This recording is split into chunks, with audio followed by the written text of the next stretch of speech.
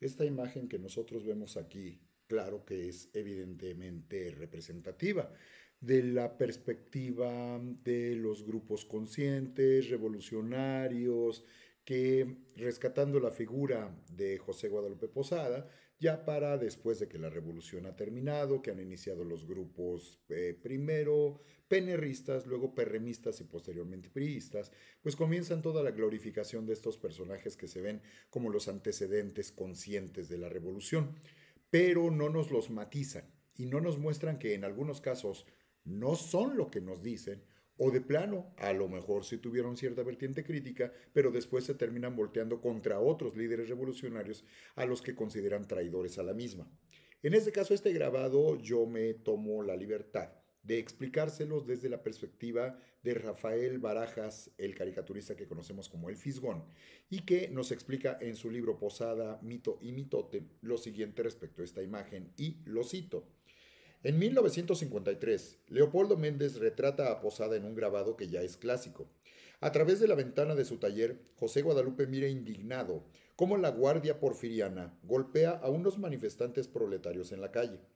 En su mesa de trabajo, el artista graba la escena para denunciar el acto represivo, mientras que al fondo, cosa que podemos ver aquí lo señalamos directamente, ven cómo él está observando lo que ocurre acá en la calle, mientras al mismo tiempo está preparando el grabado, y notamos, como nos dice la descripción, que en la parte de atrás hay tres personas, uno de ellos claramente distinguible, este personaje de aquí, y con un texto que ellos están esperando que termine de prepararse el grabado para que la publicación salga con el texto de Ricardo Flores Magón, que es este personaje, y en este caso ilustrada por el grabado de José Guadalupe Posada. Esa es la idea general.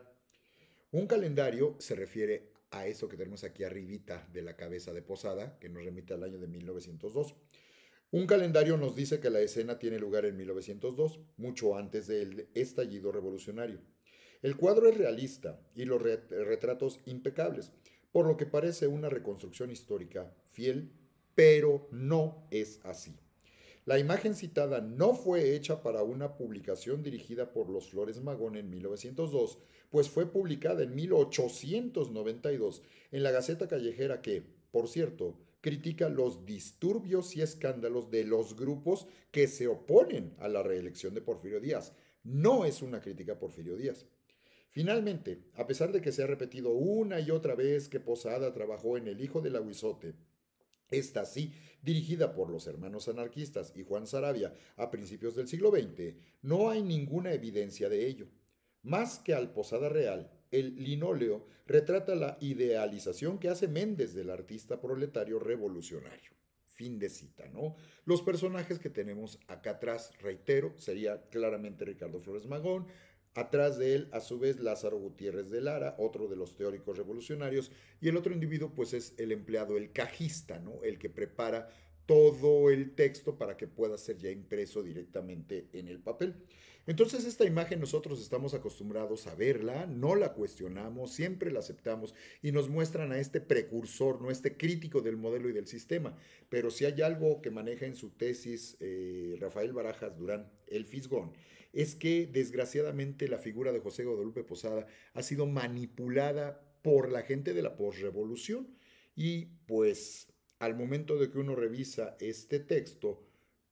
cuando nos damos cuenta de que este ícono de la cultura popular se ha manejado de esta manera, nos cuesta un poquito más de trabajo entender de qué forma se fue integrando al concepto de la revolución, cuando no necesariamente él pertenece a esta línea, ¿no? El Fisgón trató de hacer una revisión sistemática del trabajo de José Guadalupe Posada y pues ha reconstruido su biografía política y esta investigación que se ha publicado de forma fragmentaria de diversas maneras a partir del año del 2002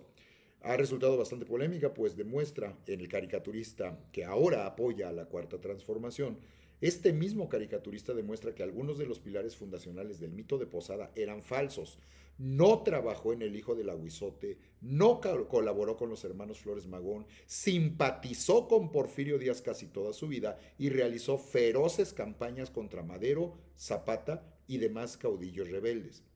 Lejos de los estereotipos del intelectual precursor de la Revolución Mexicana, este ensayo hace una relectura integral de la vida y obra de Posada que nos lo revela como un hombre de su tiempo, un periodista modesto, defensor de la clase obrera,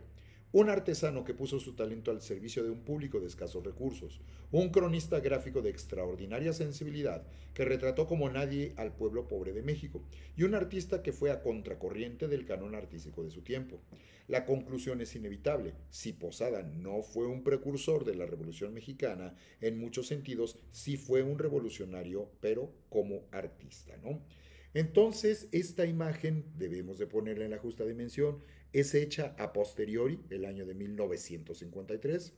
que nos plantea como si fuera el año de 1902, pero que fue publicada en 1892 en un sentido completamente diferente. Es por eso que es tan importante que nosotros